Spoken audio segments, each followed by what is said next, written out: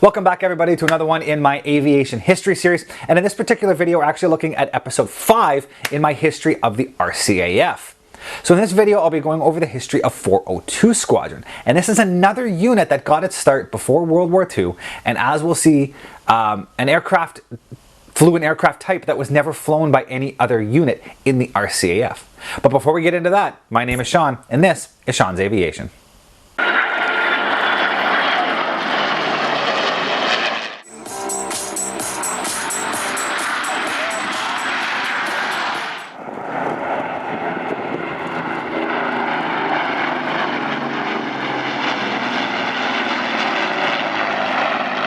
And just before we jump into this video, I do want to say thank you to everybody out there who has been following, who has subscribed, who have liked the videos, the people who are interacting through comments. I do appreciate that all.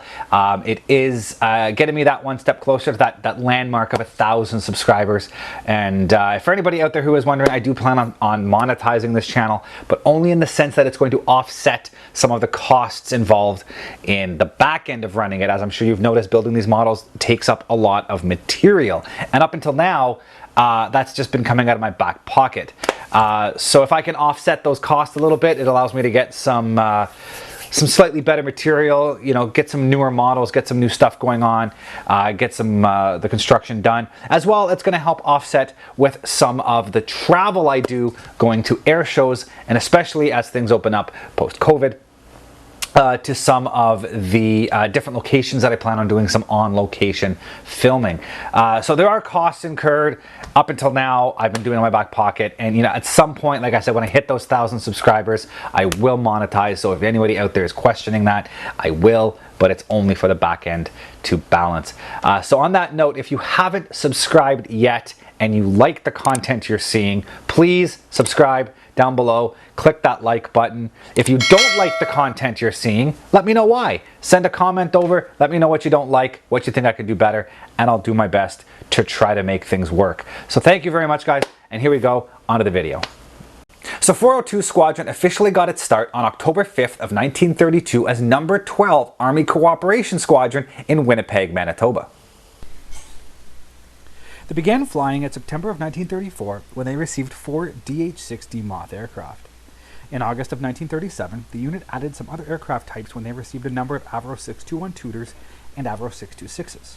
For reference, the 626 was just a 621 with a gunner seat and mounting ring added behind the cockpit, and it carried additional equipment for crew training.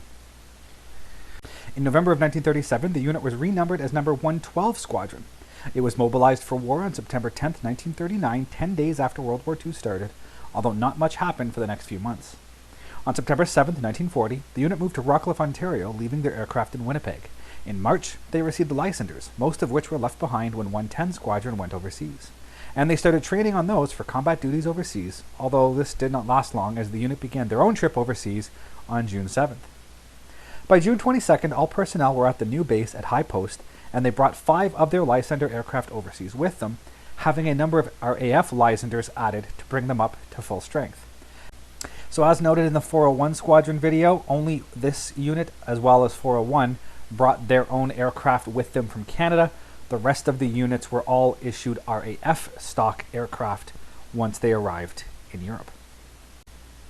The original plan had been for the unit to almost immediately transfer to the continent to help keep the Germans at bay, but with the fall of France on June 25th, these plans were put on hold. The unit continued training for combat duties while staying at High Post until November 10th, when they moved to Halton. With the RAF's need to bolster home defense fighter units after the Battle of Britain, number 112 Squadron was renamed number 2 RCAF Fighter Squadron and moved to Digby to retrain on fighter aircraft. On March 1st, 1941, in accordance with Article 15, the unit was renumbered 402 Squadron, and they received their first Hurricane Mark 1s later that month. The unit was assigned the squadron code AE. The unit flew their first offensive missions on April 15th when 12 Hurricanes flew a fighter sweep over the Boulogne sector of France. In May, the unit received their first Hurricane Mark IIs, and in June relocated to Martlesham. In July, they moved to Ayr, Scotland, but in August was moved back down to Southend. In October, the unit converted to the Hurricane Mark II Hurry Bomber. This was a Hurricane that had bomb racks under the wings and was used in the ground attack role, and 402 was the only RCAF unit to fly these aircraft. The unit used these on intruder sorties over occupied France throughout the winter of 1941 and into early 1942. On November 6, 1941, the unit moved to Warmwell. On March 1st, the unit moved to Cologne and began to convert to Spitfire Mark 5s, moving to Fairwood on March 17th, and where they began to convert to Mark 9s in May.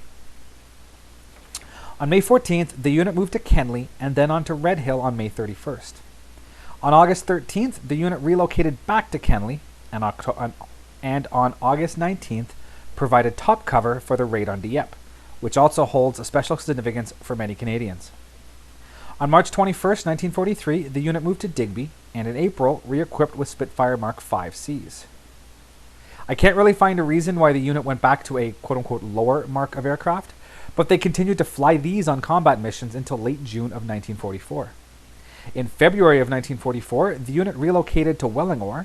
Then in April, the unit was moved over to the 2nd Tactical Air Force and was used in the fighter-bomber role and moving through a number of bases in southern England. During the Normandy invasions, the unit flew numerous missions over the French coast. In July, the unit again equipped with Mark 9s, but only for a brief time as the unit quickly adopted the Griffin-powered Spitfire Mark 14s in July. They were the first RCAF unit to equip with the Mark 14 and one of only 2 RCAF units to use them in combat during the war. In September of 1944, the unit moved to the continent and over the next few months moved from base to base as the front lines progressed across Europe. The bases were as follows: September 30th, B-70, Antwerp, Belgium; October 1st, B-82, Grave, Netherlands; November 1st, B-64, Diest, Belgium; December 27th, B-88, Hesch, Netherlands; April 12th, 1945, B-108, Rhine, Germany; April 15th, B-116, Wunstorf, Germany; and May 12th, B-152, Fassberg, Germany. In June of 1945, the unit began to transition to the Spitfire Mark 16s.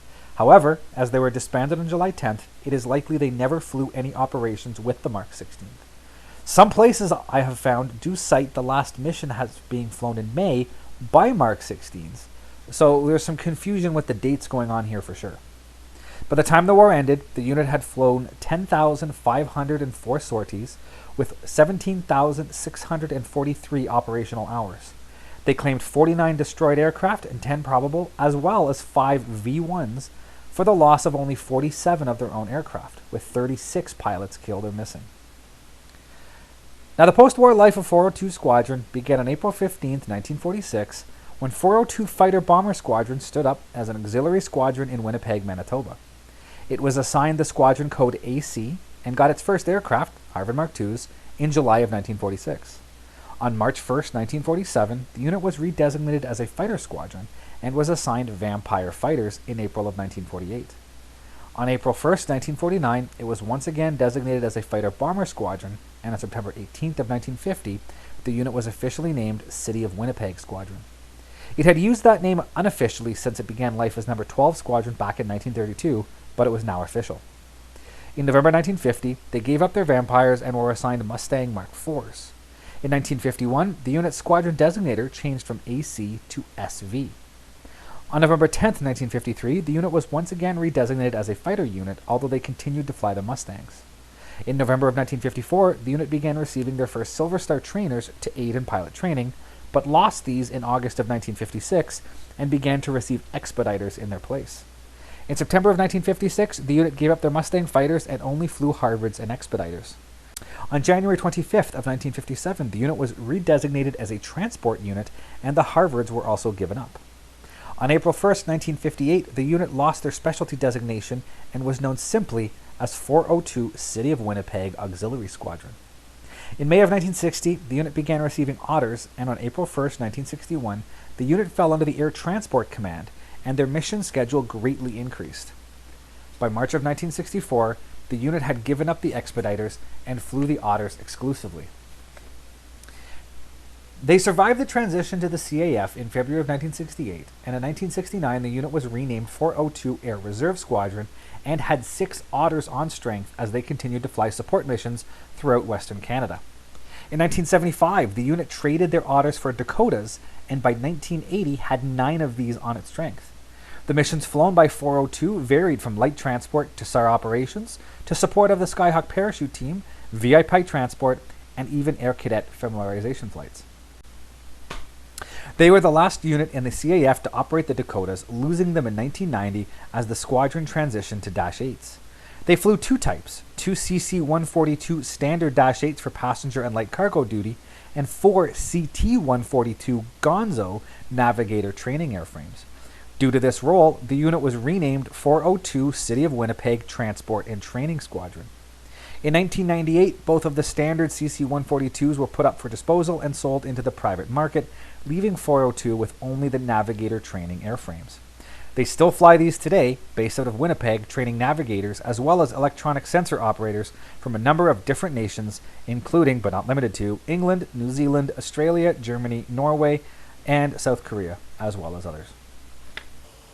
402 Squadron stands today as one of a handful of RCAF units that has been operating almost continuously since World War II and continues to serve the RCAF with pride and distinction. With such specialized aircraft as the Gonzo, I do not see 402 Squadron going anywhere anytime soon, and hopefully we will see this squadron for many years to come. Thanks for watching, everybody, and we'll see you next time. Thank you for watching, guys, and as always, if you are interested in any of the content you see, you can access my website at www.seans-aviation.com.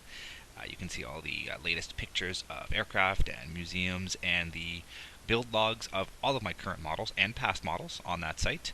And if you're interested in any of this content, please click the subscribe button here on YouTube to follow more. Thank you very much, and see you guys next time.